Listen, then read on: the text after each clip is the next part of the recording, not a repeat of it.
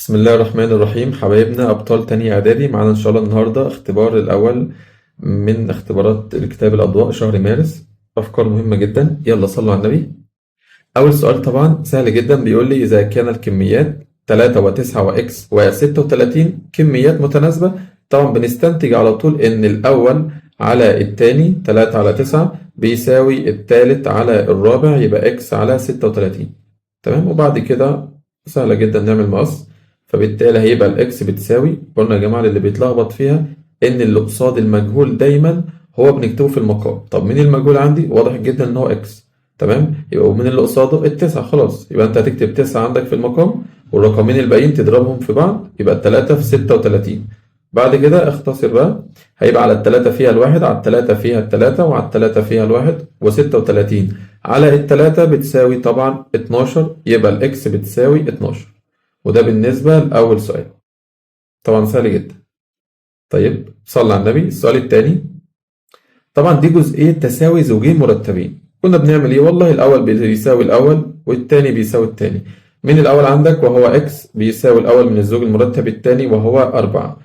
تمام، التاني بيساوي التاني، من التاني عندي واي ناقص 1 هساويه بالتاني وهو التلاتة. بعدين هنطلع السالب 1 بره بعكس الإشارة، يبقى موجب 1، فبالتالي الواي بتساوي 3 زائد 1 بتساوي 4. بس أنا مش عايز إكس ولا عايز واي، أنا عايزك تجيب لي إكس على واي. طيب إكس على واي هيبقى إكس على واي هتساوي الإكس ب4 والواي كذلك ب4، يبقى 4 على 4 بتساوي 1. 4 على الأربعة بتساوي طبعا 1. طيب صلى على النبي. ده بالنسبة لأول سؤالين وهما اختر. بعد كده المجموعة التانية وهي الأسئلة المقالية، سهلة جدا إن شاء الله. طيب صلوا على النبي. بيقول لي إيه هنا؟ بيقول لي إذا كان السؤال ده يا جماعة مهم جدا جدا، إذا كان ال A على 3 بتساوي B على الأربعة بتساوي C على 5 بتساوي 4A زائد MB زائد 5C على 25. أنا قلت لكم يا جماعة، قلت لك اشتغل لي على البسط بتاع أو مقدم النسبة اللي فيها المجهول. مقدم النسبة اللي فيها المجهول ده اللي أنت هتشتغل عليه، اللي هو 4A أهو هكتبها لك هنا أهو.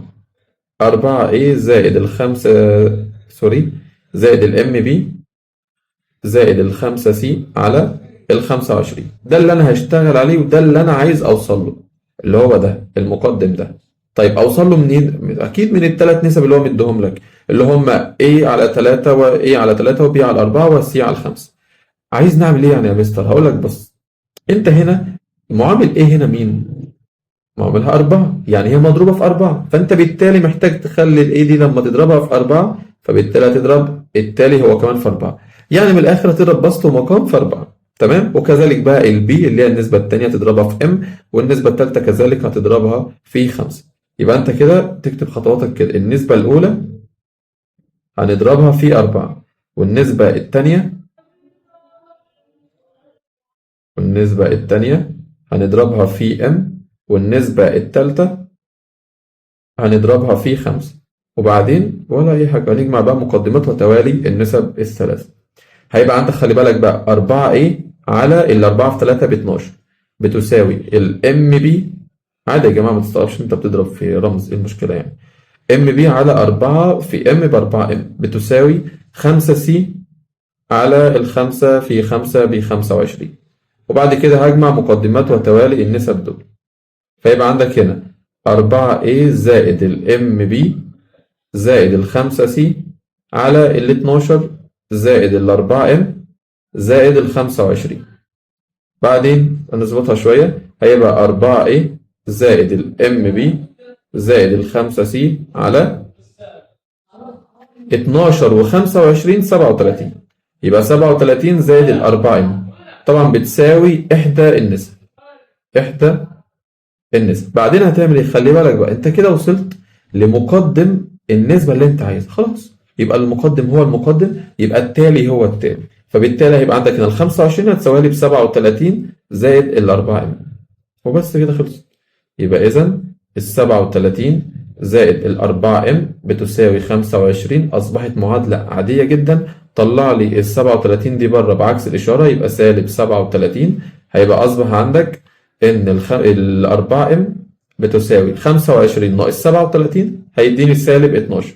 طبعا هنقسم على الأربعة وهنا كذلك، فبالتالي يبقى إذا الام بتساوي سالب 12 على التلاتة على الأربعة بتساوي 3، وبكده أنت جبت قيمة ام. السؤال ده فكرته مهمة جدا يا شباب. طيب صلى على النبي. السؤال التاني طبعا تافه، مديك المجموع اكس والمجموع واي وقال لك مثل بمخطط سهمي واخر ديكارتي. اول مطلوب عندك وهو اكس ضرب واي. طبعا سهل جدا يا جماعه. سريعا كده طبعا هنوزع المجموع اكس على الواي، فيبقى 3 و2 اول زوج مرتب، وبعدين 3 و4، وبعدين 2 و2، و2 و4. سهله جدا. طيب طالب منك المطلوب الثاني وهو واي 2، يعني المجموعه واي في نفسها، واي ضرب واي، يعني وزع لي المجموعة واي على نفسها. تمام. فيبقى بالتالي عندك 2 و2، وبعدين 2 و4، وبعدين 4 و2، وآخر زوج مرتب 4 و4. طيب أنا ممكن بقى أديك سؤال من عندنا وأقول لك إيه، هشوفك بقى فاهم ولا مش فاهم. هات لي إن إكس ضرب فاي، خد بالك بتساوي، وقول لي في الكومنتات وإن شاء الله أرد عليكم. وهات لي كمان إكس ضرب فاي. واخر مطلوب اشوفك بقى فاهم بجد ولا مش فاهم. وهات لي ان اكس اتحاد واي ضرب فاي. يلا وريني شطارتك بقى. 3 اسئله دولت او 3 مطالب على نفس السؤال ده. طبعا يا جماعه ما تنسوش تمثلوا مخطط سهمي سهل، وهو البياني سهلين جدا ان شاء الله، مفيش حد بيغلط فيهم يعني. طيب السؤال رقم 3 وده من اهم الاسئله. هو سهل بس بيتلخبط فين؟ في التعويض والإشارات. يعني أي سؤال دالة يقابلك سواء في الامتحان في الواجب أيا يكن، ده اعرف إن أنت تاخد بالك من حاجتين: التعويض والإشارات. بس خدت بالك منهم صح، أنت كده بتشترط في أي سؤال تبع الدالة أو حتى تبع الآر اللي هي العلاقة، وكله تعويض أصلا يعني. المهم، أول دالة مديها لك وهي الاف اكس بتساوي اكس أس 2 ناقص 1، وتاني دالة وهي الجي اكس بتساوي اكس زائد 5. والله يا مستر أنا أول ما بشوف مديني دالتين يعني بخاف حبتين 3 كده. بص يا صديقي صلى على النبي. طالب منك إيه؟ طالب منك 3 اف 2 اف 3 ناقص ال 2 جي 2. بص يا عم أقول لك على طريقة سهلة جدا وإن شاء الله مش تغلط فيها نهائي.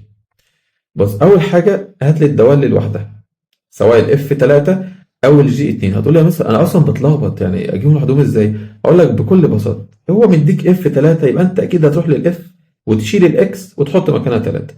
جي 2 هتروح للجي هتشيل الاكس اللي عندها وتحط مكانها 2 وبس كده. تمام. طيب روح هات لي بقى اف 3. تعال نجيب اف 3. شيل الاكس زي ما اتفقنا واحط مكانها 3، هيبقى 3 اس 2 ب 9 ناقص 1، و9 ناقص 1 طبعا 8. هجيب برضو جي 2. سوري يا شباب دي غلطة مني أنا. طبعا هي 2 جي 3 جي 2 وأنا كتبتها 2 جي 2. 3 جي 2 طبعا دي جي. طيب المهم يبقى أنا عايز أروح أجيب كمان جي 2، فهتبقى بتساوي طبعا الاتنين زائد الخمسة بتساوي 7. نروح نعوض بقى. خلي بالك بقى إن أنت 2 اف 3 دي معناها إيه؟ اللي هي دي 2 اف 3 معناها اللي أنت قيمة اف 3 اللي أنت جبتها لي ب 8 اضربها لي في 2، و2 في 8 ب 16. تمام.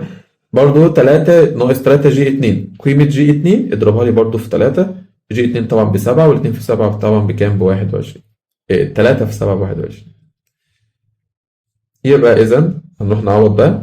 الاتنين طبعا اف 3 ب 8، الاتنين في 8 قلنا 16 ناقص ال3 في 7 ب 21 طبعا هيديني سالب 5. تمام. بس كده إن شاء الله تكون سهلة وبسيطة. السؤال رقم 4 طبعا يا جماعة في معظمكم تقريبا ما أخدش الهندسة. هو عموما هو سؤال سهل وبسيط ومش هياخد مننا وقت خالص يعني. بص يا مهندس، قال لك ايه هنا؟ قال لك في الشكل المقابل AD بيساوي AB. طبعا AD بتساوي AB نستنتج ان المثلث متساوي الساقين. اللي انت تقوله اكتبه.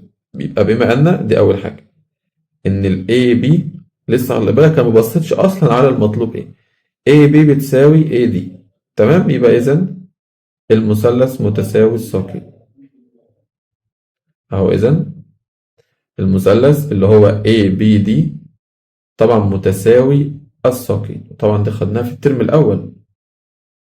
ومعنى إنهم متساوي الساقين يبقى زوايا القاعدة متساوية، اللي هي ABD و ADB. تمام؟ محدش يقول بيها يا جماعة غلط، لأن هي عبارة عن جزئين أصلا، فأنت تقرأ الزاوية بثلاث الرموز. يبقى إذا قياس زاوية ABD هتساوي قياس زاوية ADB.